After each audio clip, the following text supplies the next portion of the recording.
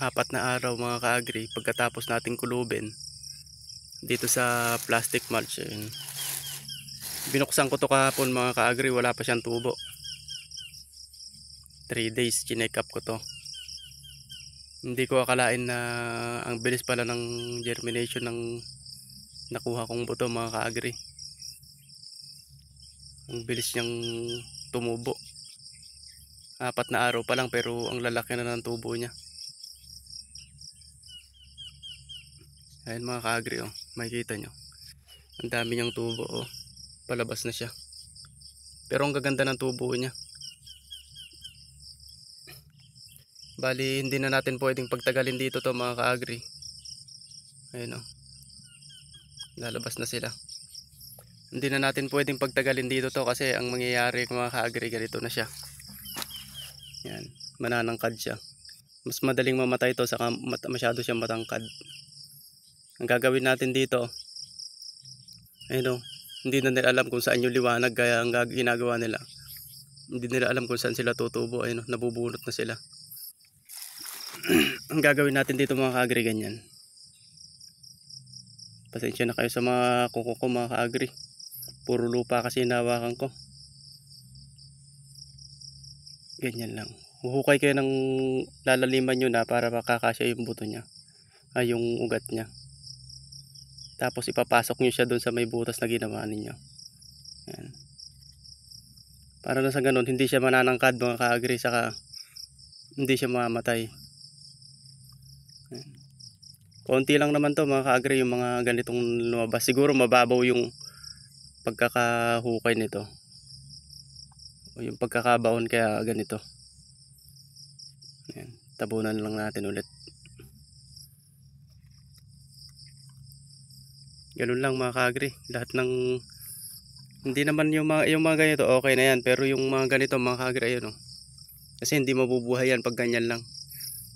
Dapat yan hinuhukay talaga. Gaya nito. Medyo malalim. Tatansyahin nyo mga ka-agri yung aabot yung kwan niya, yung ganito niya. Sa may nagsikuhan niya. Ayan.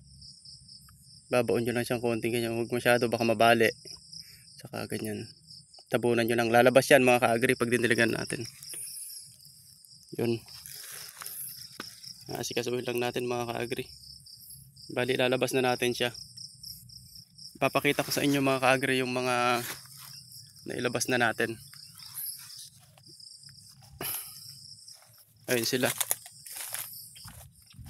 Bali dito muna natin ilalagay mga ka-agri sa pansamantala ngayong umaga. Pero ilalagay natin siya mamayang hapon dito sa ginagawa nating greenhouse. Mabububungan na natin mamaya yan mga ka-agri. Tapos eto, yung pinaka papag niya o sahig, masasahigan na rin mamaya yan. Kaya ililipat na natin sila rito. Hindi kasi po pwedeng nandito lang to mga ka-agri. Ayun, oh. Ang dami na lang tubo.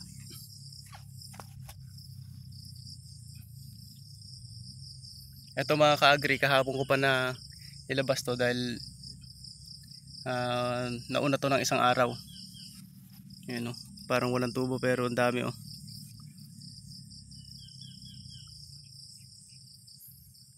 Ipapakita ko ulit sa inyo to mga ka-agri pagkatapos ng mga ilang araw pa. Mga 4 days o 5 days siguro mga ka-agri, i-update ko kayo rito. Eto na sila. Papollow na lang sa page mga ka-agri, tapos subscribe na lang sa channel ko, sa YouTube channel Pinoy Farming. Yun lang mga ka-agri. Eto na sila. Ang dami ng tubo.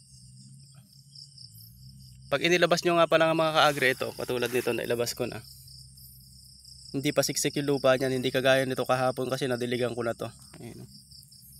Kaya nasiksik na. Ito hindi pa masyadong siksik yung lupa kasi kalalabas pa lang ngayon. Bali didiligan natin to mga ka-agri mamaya. Huwag nyo hayaan mga ka-agri na matuyo yung lupa bago nyo diligan. Kasi ang mangyayari, yung ganito nya, eto mas klaro, ito yung lugar na yan, itong parte na to, masusunog yan pagka natuyo ito. Nasusunog yan, itong mga lumalabas na ganyan, masusunog siya. Kaya hindi na siya makakalabas, ganyan na lang siya, tapos matutuyo na yan. Kaya dapat mga ka-agri, pag naglabas kayo ng punla, magang maga, diligan nyo na. Tapos kung hindi naman sa hapon, pero mas safe talaga sa hapon mga ka-agri, para hindi masyadong komplikado. Kasi pagka nakalimutan yung diligan yun sa umaga, yun nga mangyayari, mamamatay siya.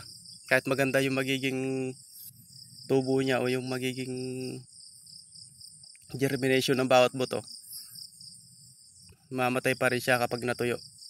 Kaya huwag nyo kalilimutang diligan, o mas maganda sa hapon kayo. Kung kaya pang sa hapon ilabas, sa hapon nyo ilabas mga ka-agri. Ayun o, napakaganda mga ka-agri.